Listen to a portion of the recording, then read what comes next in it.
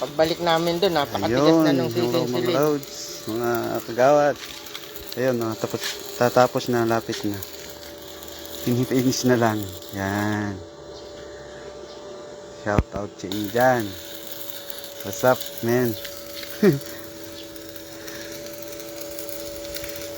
Galing, tibay, Ipiturahan pa yan.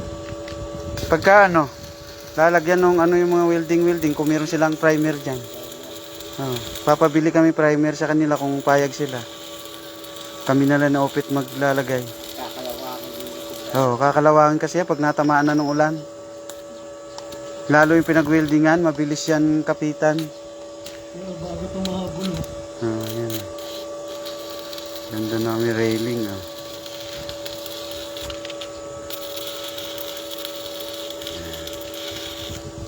Itatago na yung kanilang service yan.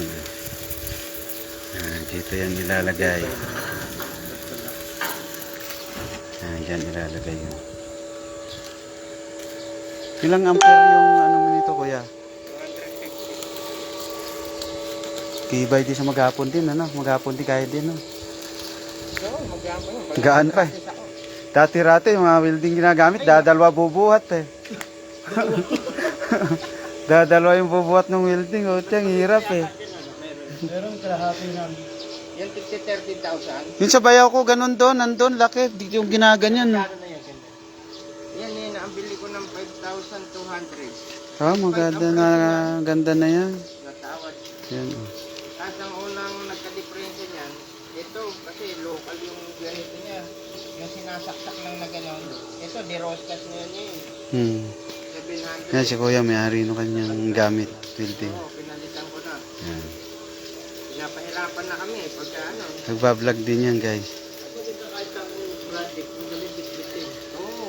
Ay, nakarating nga kami ng Muntinlupa. Ayan ang dala. Muntinlupa. Tsaka magaan pati, convenient sa buhatan.